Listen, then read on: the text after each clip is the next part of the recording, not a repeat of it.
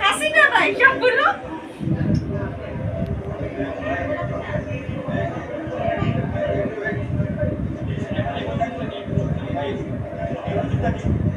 বড় বড় ইয়ারা সব ওইখানে যমুনা তুলে জানি যমুনা বেশি দূরত্ব যমুনাতে নিয়ে যা সব রাজনৈতিক দল বা রাজনৈতিক নেতৃত্বের সঙ্গে আলাপ আলোচনার ভিত্তিতে জেনারেল ওয়াকারুজ্জামান সেনাবাহিনী প্রধান কথা বলবেন এবং কথা বলেছেন তিনি তাদের সঙ্গে সেই সব পরিপ্রেক্ষিতে দেশের আগামী দিনগুলো কেমন হবে এক ধরনের বার্তা পাওয়া পালায় দিয়ে তারপরে কথা ওই হেলিকপ্টারটা ওই মনে উঠেছে মানে যে দেশে একটা ক্রান্তিকাল চলছে আমি সমস্ত রাজনৈতিক দলের নেতৃবৃন্দকে এখানে আমন্ত্রণ করেছিলাম ওনারা এখানে এসেছেন আমরা সুন্দর আলোচনা করেছি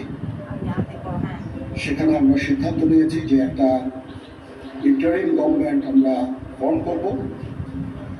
এবং ইন্টারিম গভর্নমেন্টের মাধ্যমে এদেশের সমস্ত কার্যকলাপ চলবে আমরা এখন মহামান্য রাষ্ট্রপতির কাছে যাব যে এই ইন্টারিম গভর্নমেন্ট ফর্মের ব্যাপারে ওনার সাথে আলোচনা করে আমরা একটা ইন্টারিম গভর্নমেন্ট ফর্ম করে দেশ পরিচালনা করব আমি আপনাদের কথা দিচ্ছি সমস্ত হত্যা সমস্ত অন্যায়ের বিচার আমরা করব আপনারা সেনাবাহিনীর প্রতি আস্থা রাখেন সশস্ত্র বাহিনীর প্রতি আস্থা রাখেন আমি সমস্ত দায়িত্ব নিচ্ছি আপনাদের জানমাল এবং আপনাদেরকে আমি কথা দিচ্ছি যে আপনারা আশাহত হবেন না ইনশাল্লাহ আপনাদের যত দাবি আছে সেই দাবিগুলো আমরা পূরণ করব এবং দেশে একটা শান্তি শৃঙ্খলা ফিরিয়ে নিয়ে আসব আপনারা আমার সাথে সহযোগিতা করেন দয়া করে আর এই ভাঙচুর হত্যা মারামারি সংঘর্ষ এগুলো থেকে বিরত হন আমি নিশ্চিত যে আপনারা যদি আমার কথা মতো চলেন আমাদের সাথে যদি একসাথে যদি কাজ করি আমরা নিঃসন্দেহে আমরা একটা সুন্দর পরিণতির দিকে আমরা অগ্রসর হতে পারি আপনারা দয়া করে আমাকে সাহায্য করেন মারামারি করে এই সংঘাতের মাধ্যমে আমরা আর কিছু অ্যাচিভ করতে পারবো না আর কিছু আমরা পাবো না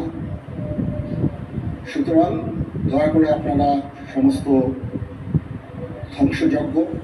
সমস্ত অরাজকতা সমস্ত সংঘর্ষ থেকে বিরত হন এবং ইনশাআল্লাহ আমরা সবাই মিলে একটা সুন্দর ভবিষ্যতের দিকে আমরা অগ্রসর হব প্রতিটা হত্যার বিচার করা হবে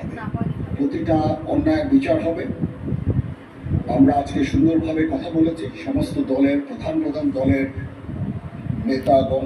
নেতারা এখানে উপস্থিত ছিলেন আমি ওনাদের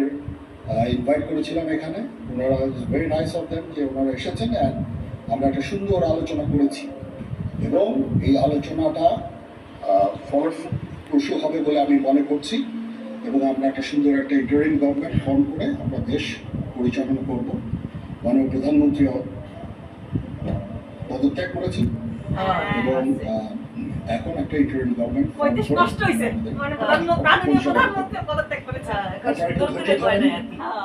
আমাদের কিছু সময় দেন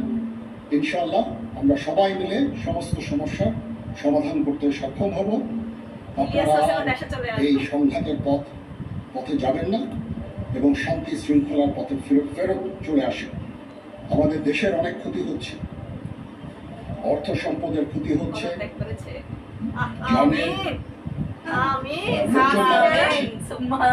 এগুলো থেকে আপনারা বিরত হন